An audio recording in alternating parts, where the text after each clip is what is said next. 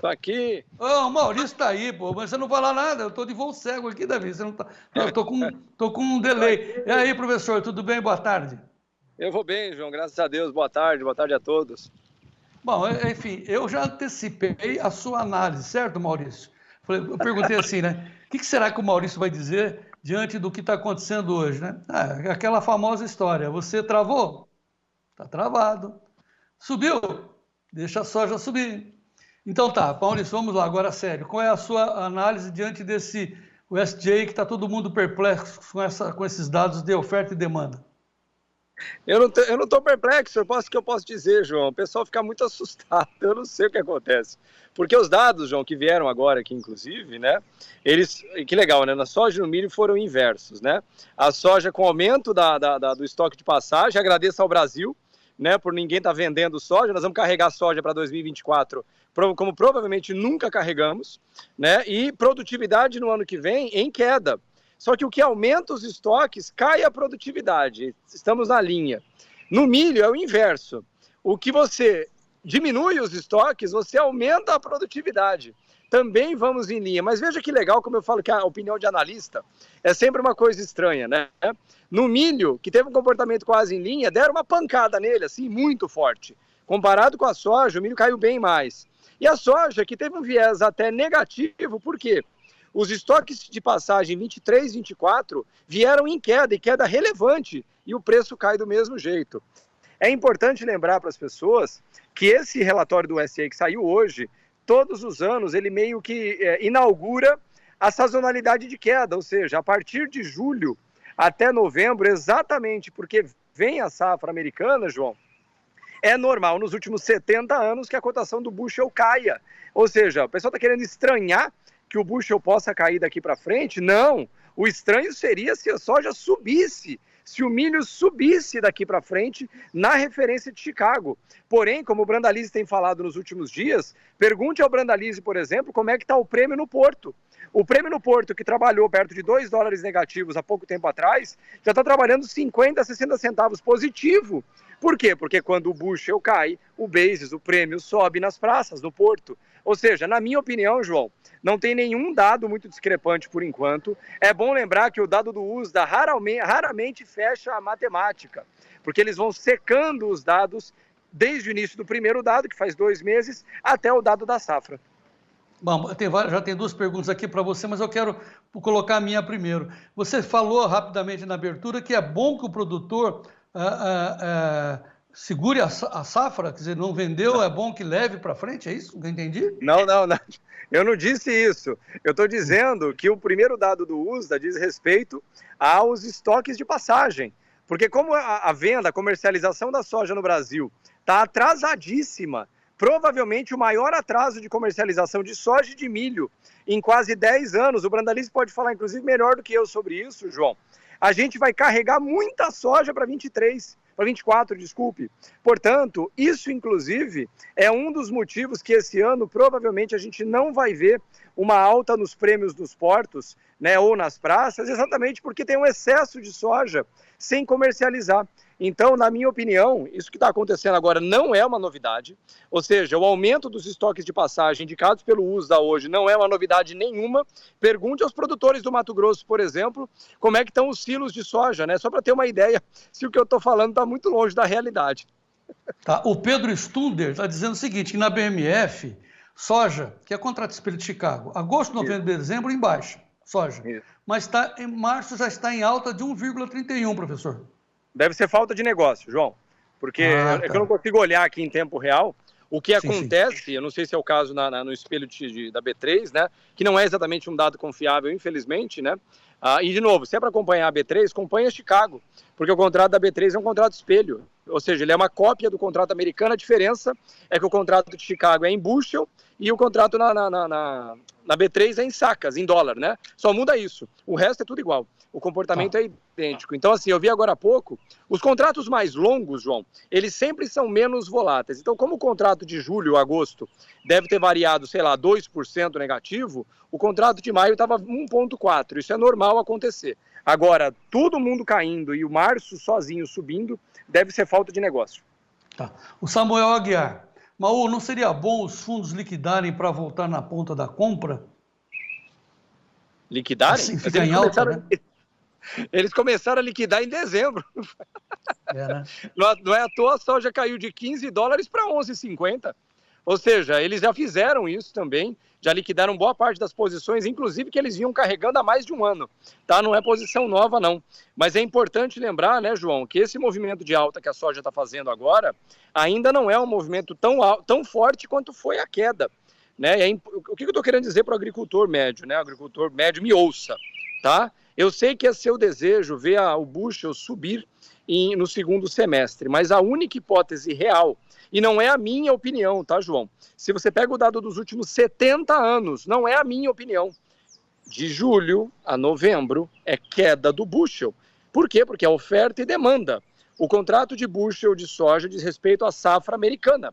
Quando entra a safra americana? Setembro, outubro e novembro, quando tem um monte de soja no mercado americano. Portanto, o bushel normalmente cai entre julho e novembro. E como a compra chinesa vai para lá, o prêmio aqui sobe, né? É isso, né, professor? Exatamente, João. Uma coisa regula a outra. O bushel regula o prêmio regula o bushel. Tá. Agora há pouco, o Vlamir acabou de falar de prêmios para a gente, eu vou repetir. Ontem, o agosto, estava menos 45 comprador, vendedor e menos 60 comprador. Ontem, isso. O agosto. Hoje está menos 40, menos 55. Ó, a diferença. E para setembro já está positivo, mais 40 e mais 25, professor. É isso. Setembro já é a nossa entre-safra, né, João? Só que tem um detalhe, tá? Eu falei agora há pouco com um grupo de clientes ali, só para pegar o dado realista. A referência Paranaguá, né, que é o CIF Paranaguá, nos outros anos, agora era para a gente estar mais ou menos perto de 50 centavos positivo o prêmio. Ele está $1,10 negativo. Ou seja, ele está muito abaixo da média e isso ninguém espera que haja um milagre agora, porque, de novo, enquanto o Mato Grosso, e eu estou dizendo Mato Grosso de forma genérica, né, porque é o maior produtor do Brasil, se o Mato Grosso fosse um país, ele seria o terceiro maior produtor de soja do mundo. Né? Como o Mato Grosso está atrasado na comercialização, a única hipótese do prêmio subir é começar a faltar soja no mercado. E só vai começar a faltar soja no mercado esse ano, provavelmente lá para outubro. Portanto, não à toa, o prêmio só vira para o lado positivo no contrato de setembro. Então, como eu sou esperto, só vou vender em outubro, né, professor? Pelo menos pode vender antecipado, né, João? Mas é isso, a gente trava o que tá bom, João. E, de novo, muito importante o agricultor entender isso. Não brigue com o preço, cara. Né? Não fica desejando aquilo que é improvável. Porque, de novo, né, gosto de lembrar daquele maior produtor de café do mundo lá, né?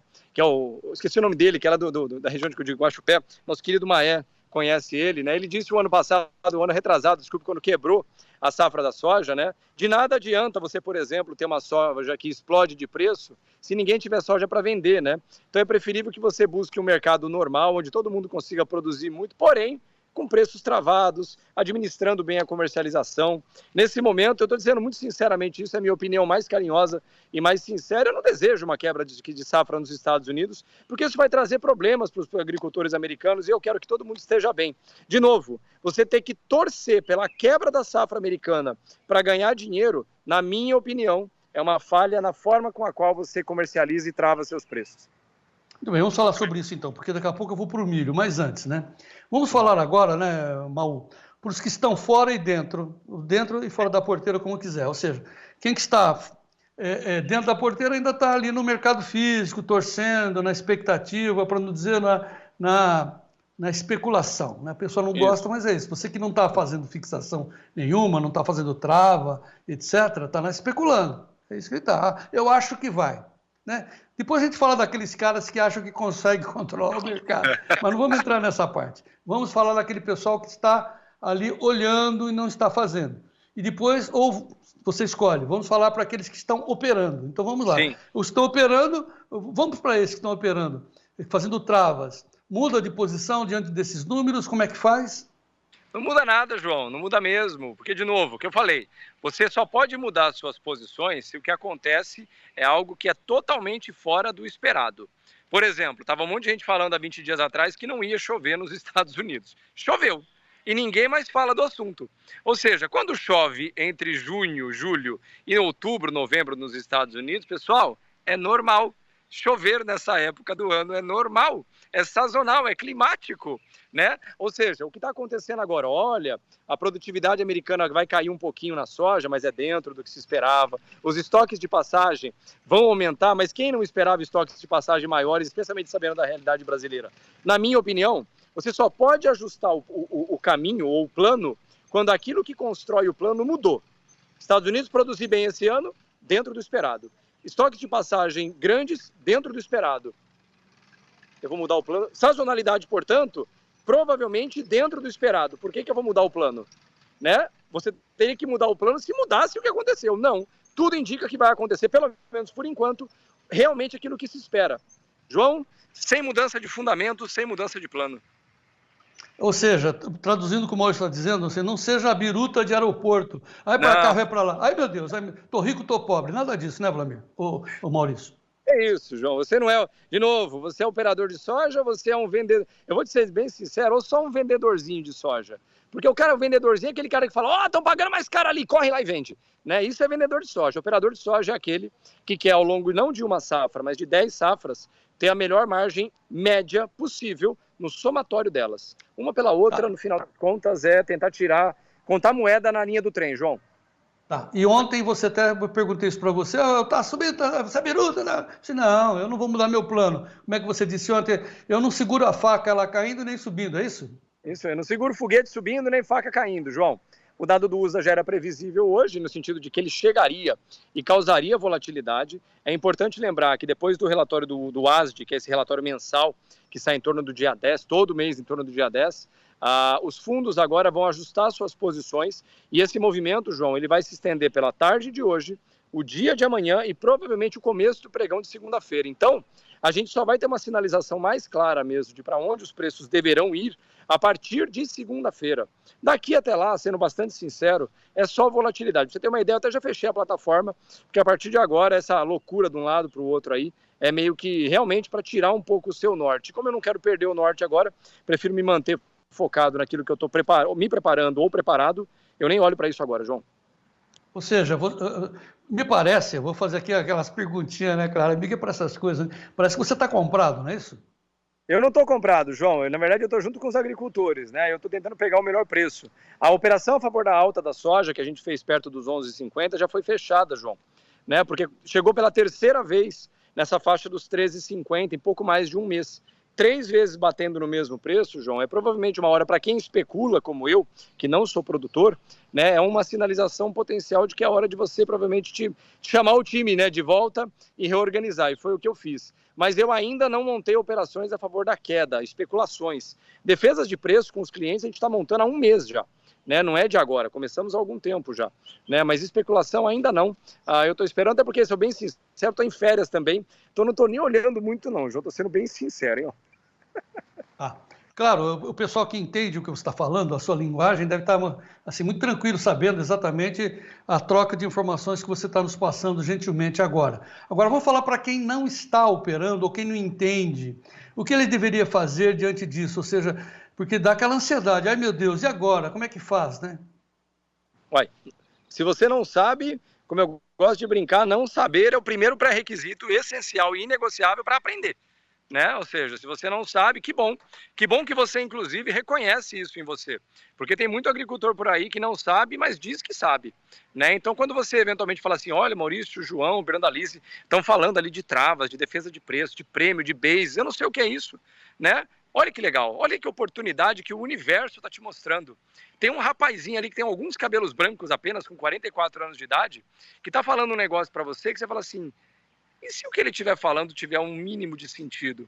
Né? Será que eu tenho algo a tirar de proveito disso? Eu acho que essa é uma postura mais realista e principalmente mais vantajosa. Se coloque o benefício da dúvida, né? Porque no final das contas, acreditar de verdade que você sabe tudo daquilo que você executa, provavelmente isso é mais algo que diz respeito à forma como você lida com o seu ego do que com a realidade, né? Um belo dia eu tive que aprender também, né? E consegui, olha que legal. E hoje tem um monte de aluno, inclusive João e eu temos lá o curso de introdução, 2.000 alunos quase, agora já que não estão, ouvem eu falando e já sabem do que se trata. e nós vamos para a 13ª, vamos abrir na última semana de julho as inscrições para logo na primeira semana de agosto começar com a 13ª. E quando você falou aquele rapaz de cabelos brancos de 44 anos, não de idade, é de experiência, é o Vlamir Brandalize. Tá vendo? O que eu tenho de idade, ele tem de experiência. Pois é, tá bom. Vamos no milho. O Anderson Oliveira, Maurício, você acha que o milho vai cair mais na B3 até agosto? Olha, eu ia falar isso agora há pouco. O milho, João, incrível, ele não perdeu o fundo, cara, aqui na B3. Né? Enquanto lá fora caiu 4% alguns contratos, o contrato de setembro, por exemplo, que é um que eu estou monitorando aqui no Brasil, está lá na casa dos 55 e não perdeu. Eu honestamente acho isso um dado otimista, porque depois de uma informação, de um comportamento, inclusive nos Estados Unidos, muito forte na queda, né, de topo a fundo, acho que caiu quase 5% alguns contratos. Né? Isso é muita coisa. O contrato da B3 não caiu. Então, assim, eu estou acompanhando, né? Hoje ainda acho cedo, volta aquilo que eu falei, os fundos vão ajustar posições entre hoje e segunda-feira, mas se ele segurar mesmo nessa faixa dos 55 aí, entendeu? Tá, só para ler aqui a manchete que a Carlinha Mendes está botando no Notícias Agrícolas, ela diz o seguinte: o USDA reduz produção e estoques de soja, mas aumenta o número do milho para a safra 23-24 dos Estados Unidos. Né? E mantém a produtividade da safra 23-24. É isso que ela está dizendo. O que diminuíram foram os estoques 23-24. Tá? Os estoques 22-23, que é o estoque de passagem da nossa safra, principalmente, né? Aumentaram. Tá? Não foi diminuído. Diminuíram o estoque de 23-24. Tá. Mais duas colocações, a penúltima. Então faça agora, por gentileza, uma avaliação tanto de soja e milho. A partir desse momento, você já falou que você vai só olhar os números segunda-feira, mas tem os preços físicos, tem os prêmios. Dá um spoiler aí pra gente. Então, João, eu não vi nada, eu estou sendo bastante sincero, eu não vi nada de muito espantoso nesses dados, né? Sendo bem sincero, na verdade, eu fui até um pouco otimista com o que aconteceu com o milho, né? Porque como a gente teve aquele começo meio conturbado, né, da qualidade das safras de milho nos Estados Unidos, o dado me parece até otimista frente a essa realidade nesse momento. Mas eu vou ser bem sincero, historicamente, o dado que saiu hoje, que diz respeito a junho, né, ou seja, ele sai no começo de julho e é respeito a junho, ele quase que inaugura a sazonalidade de queda, historicamente, dos preços de Chicago, de soja e milho e menos de trigo, né, o trigo tem uma sazonalidade um pouco diferente. Então, para mim, João, sendo bastante sincero, eu estou ansioso pelo relatório de agosto. O relatório de agosto, João, é o que a gente chama de um relatório de boca de safra, ou seja, no próximo, que é setembro, já é safra, né, basicamente. Então, o relatório de agosto, que já fala das lavouras já bem desenvolvidas, né, passa a ser bem mais relevante. Por hora, sendo muito sincero, para mim os dados de hoje vieram muito em linha com o que eu imaginava e, na minha opinião, até com o que o mercado imaginava, porque se fosse diferente, alguma commodity tinha voado. Porque, de novo, lembra que eu falei, entre julho e novembro o incomum é subir. Se cair é dentro do esperado, porque é o comportamento médio. Então, na minha opinião, e nesse momento, fazendo inclusive um exagero com relação ao que eu posso falar, no que eu acho que é a opinião do mercado, se é que eu sou capaz de falar isso, e eu sei que eu não sou, o mercado também não se espantou muito, não, tanto que o preço voltou, ou pelo menos está se alinhando para um comportamento médio histórico, João. Comportamento médio histórico. Ou seja, traduzindo, eu sou o tradutor, né? Que o Maurício está dizendo assim, não desmanche suas posições, pessoal que trabalha no mercado, não desmanche as suas posições, espere até segunda-feira, é o que o Maurício vai fazer, e todo o foco a partir de agora, na soja e também no milho, mas principalmente na soja, nos prêmios, nos portos, porque tudo indica que outubro vai ficar bom para vender. É isso, né, Maurício? Isso mesmo, João. Outubro e novembro normalmente é o topo da sazonalidade do prêmio, do basis, né? Então é isso. É o que eu falo. Se for algo fora do esperado, ninguém esperava mesmo e, portanto, não fará diferença. Se for dentro do esperado ou na média do comportamento que acontece há 70 anos, você, inclusive, tem uma boa pista do que deve ser feito. Quero deixar claro que eu não pretendo fazer sugestão de operação para ninguém, até porque eu sou, e você bem me conhece, João, a favor daqueles que são autônomos, né? Que são capazes de gerar suas próprias análises. Mas espero que tenha colaborado com cada um que está nos assistindo aqui. Muito bem.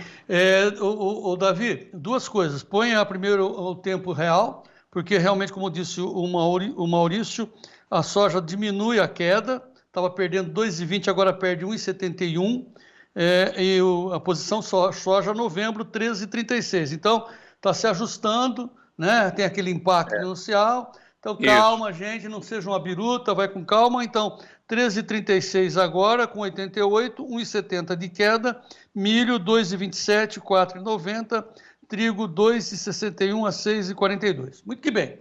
Está aí, você está vendo, beleza, tal. Agora vamos para a cerejinha do bolo da participação do Maurício. Ele me mandou uma arte, o Davi vai colocar na tela, que é o faturamento das maiores tradings do mundo. São duas leituras nessa imagem. Olha o crescimento das trades, a principal delas, né Maurício? Que é a... Meu Deus, não estou vendo aqui, estou com delay, mas o Davi já está colocando para a gente. E o que a gente está querendo mostrar para dizer com isso?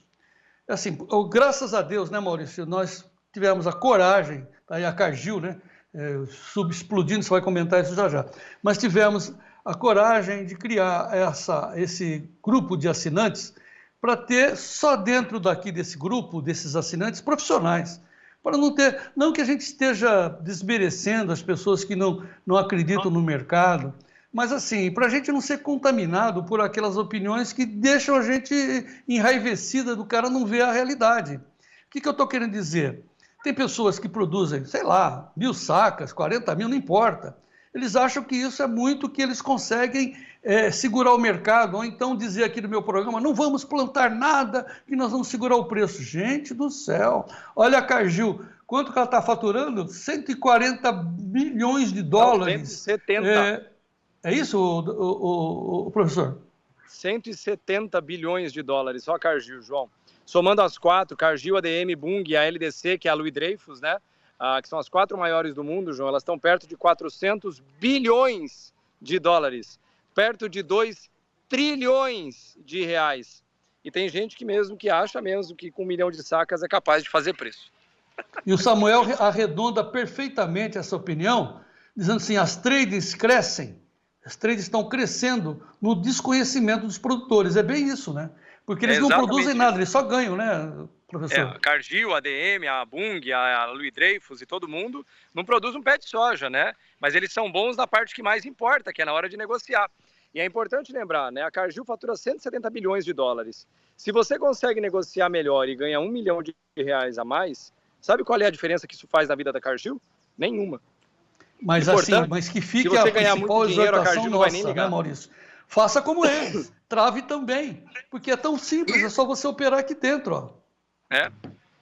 É isso, João. O que eu quis dizer com esse exemplo é assim, tem gente que acha que a Cargill está realmente preocupada com você, que você vai ganhar ou deixar de ganhar. Desculpa, eles não sabem da sua existência, eles ignoram a sua existência. E eu acho, inclusive, João, que isso é uma vantagem.